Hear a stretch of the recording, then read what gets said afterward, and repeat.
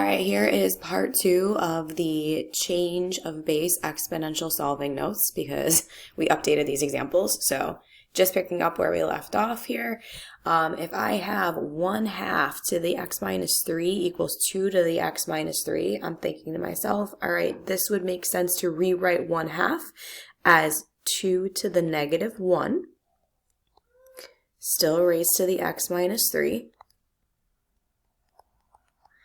Now, once you have the bases the same, you can drop the base and solve the exponent. Now, remember that negative 1 is going to distribute to x minus 3. So that leaves me with negative x plus 3 equals x minus 3. If I add the x over, that would give me 2x. Add the 3 over, that would give me 6. So final answer, x is equal to 3. And I'll just tell you that does check. So same idea for number 8. When I see the 1/2 over here, my goal is to make it an integer base. So I'm going to rewrite this as 2, and usually the denominator is a good indicator. And I can do 2 to the negative 1 because that creates 1 over 2 to the first.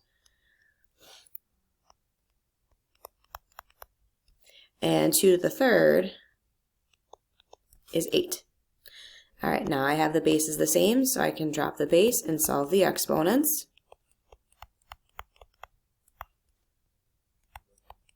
Distribute the negative.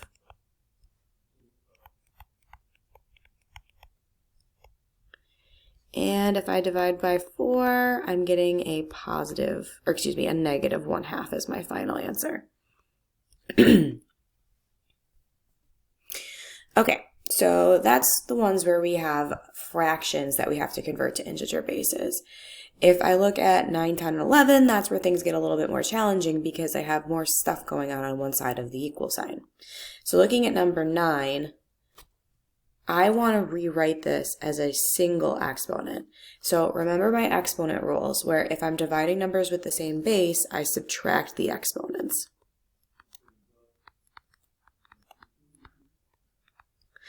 Okay, now I got to try and get the bases the same. So I'm thinking to myself, well, 2 squared is 4.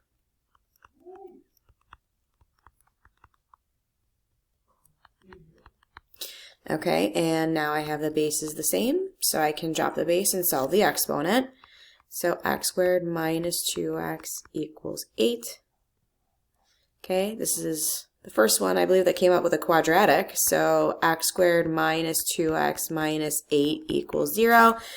And now we're back to our factoring techniques. So this is our AM factoring. So factors of negative 8 that sum to negative 2 would be negative 4 and 2. So x equals 4 and x equals negative 2. And those will also both check, just to save us time in our video here.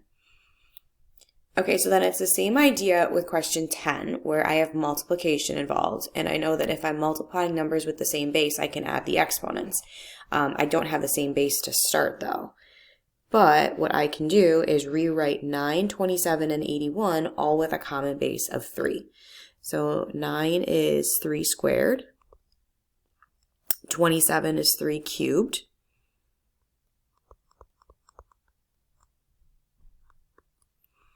and 81 is 3 to the 4th. All right, so when I'm multiplying numbers with the same base, I can add the exponents. So technically, this is the same thing as 3 to the 2x plus, and I might as well distribute, 3x minus 9. Okay, I have the bases the same, so I can solve the exponents. So it looks like I have 5x minus 9 equals 4. So 5x equals 13. So x would equal 13 fifths. All right. So same idea for question 11. I'm looking at 2, 4, and 8, and I know I can rewrite all of those with a base of 2.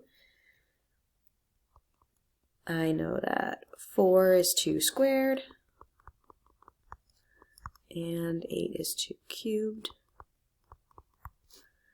Okay, multiply numbers with the same base, I would be adding my exponents. So this is 2 to the x plus 2x plus 2 if I distribute that exponent equals 6x, 2 to the 6x.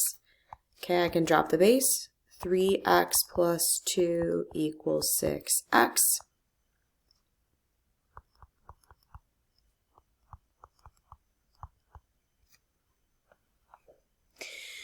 And then by subtracting the 3x and dividing by 3, I end up with x is equal to 2/3. Okay, so again, every single one of these, I'm trying to get the bases the same integer base. Some people like to try to make fractions. That is 10 times harder. It's got to be the same integer base. You got the same base, you can solve the exponents. So then for question 12, well, why is this different? If I wanted to solve 2 to the x plus 3 equals 7. Well, I can't rewrite 7 with a base of 2. So I can't get the bases the same to solve the exponent. So we'll have to come up with something different in order to solve that. So I'm just going to write a little note. 2 to the p. So 2 to some power cannot equal 7. I'll just leave it like that. Okay, so now, now that we've done 2 different types of solving in the last couple days, let's look out for the difference. We just did variable in the exponent, which is on the right, where if I have 8 to the x equals 4, I can rewrite this as 2 cubed, and 4 is 2 squared. Drop the base, solve the exponent, x is equal to 2/3. Okay, so when the variable, which is the x, is in the exponent, to solve, we get the bases the same. Do not confuse this with what we did yesterday, though, where if the variable is in the base, so the bottom, that's where to solve I'm going to use reciprocal powers, because the idea is to create an x to the first. So I would be raising both sides to the 3/2. Keep in mind the denominator of that reciprocal is even, so you're going to have 2 solutions. So this would technically be x to the first equals plus or minus the square root of 25 cubed, because I know that using power over root. That's the same thing as 5 cubed, so my final answers are plus or minus 125. So on your homework for this lesson, not only will we have the problems that we solved today, I will throw in a couple problems that relate to what we did in the lesson prior, where you got to pay attention to if the variable is in the base, because there's no way for you to rewrite x and 25 with a common base to solve the exponent. Okay, so just look out for the difference between those two.